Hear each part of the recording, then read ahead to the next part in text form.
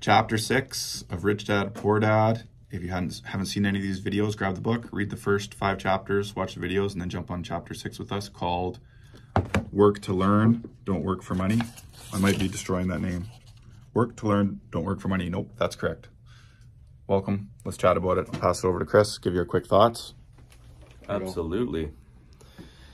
Hey everybody, welcome to the new year. So, working to learn, it got me thinking about the part that he starts talking about one skill away from great wealth, that everybody's one skill away. So most people he's talking about are looking at what they're doing, trying to be a specialist in what they're doing. When he's saying maybe you can add a skill to what you're doing. And there's an example where he's talking to an author and she's talking about how she's highly educated on writing and that's her skill set. So why does she need to learn anything else? And he goes to talk about how he's not a massively popular, well, he's not an amazing author, but he does know how to market it. So he added skills to what he's talking about to make him be able to do that. And it's the same kind of thing. I mean, I think that communication component specifically is something that anybody could add to any industry that you might be in. If you can better communicate what you're trying to talk about and express what that is and where that value lies with people, no matter what industry you're in, whether it's, you know, the arts or whether it is selling a product, it's irrelevant because that communication really helps. And I thought that stuck out for me. One of the components that really stuck out too, he talks about McDonald's again, of course. So he's asking a few people, he says, hey, can you make a better burger than McDonald's? And they all say, oh yeah. And he says, well, why do they make more money than you do? Well, McDonald's knows how to position their product. They're really good at marketing. They're good at communicating what it is. They make a moderate burger, he says, but they're able to sell it really well because they're able to describe what it is and put it in front of more people. And that's really important. So it's that communication thing. It really stuck out for me. Yeah. What do you think, Zach? Hey guys.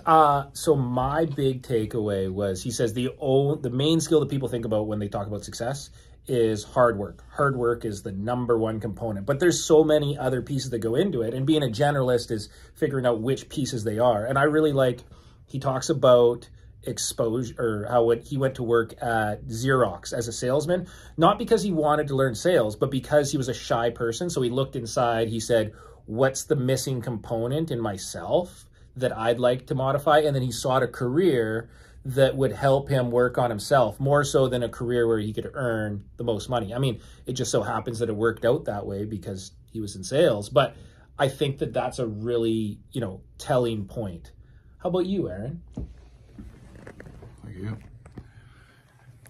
For me, it's that being well-rounded is important. I think everybody knows that, but it's hard because that means looking at your weak parts, what you lack in.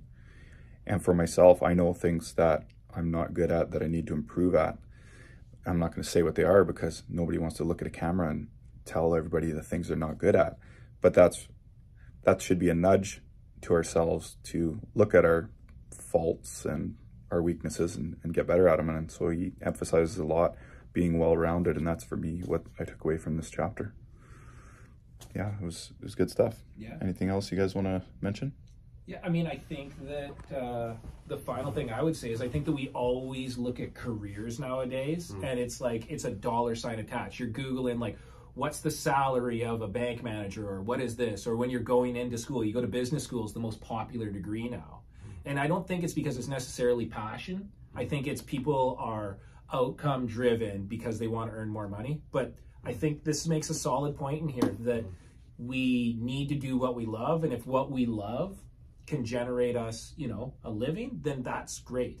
And we should spend more time focusing on that than focusing on picking careers where you earn the most money possible.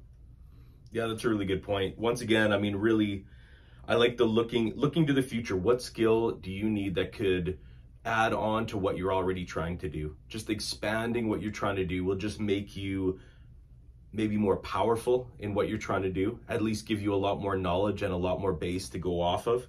A lot of people he's talking about, you know, they just push for that next raise and end up getting disappointed. Well, instead of maybe focusing on that, you could take the opportunity to focus on new skills that you can expand what you're already trying to do. Like Aaron was saying, being well-rounded, and that communication sometimes can be key as well. It's good.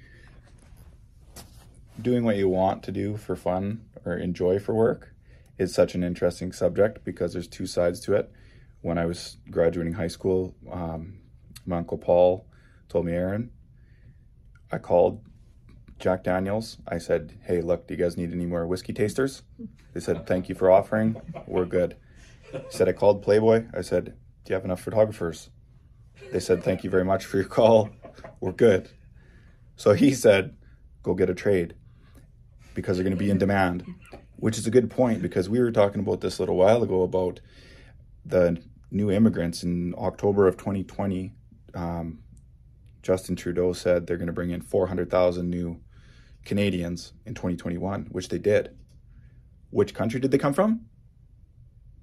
Canada. They were already here. It was people who had gone to school, were graduating university, and they were already here. So 400,000 new Canadians, 70% of them were people that were already in the country. But were they nurses and tradespeople? Nope. So there's a huge deficit in trades and nursing. It's just interesting to talk about. Absolutely. Yeah. That's all I got. Anything else? Shut her down. Chapter 7 coming up. Have a good one.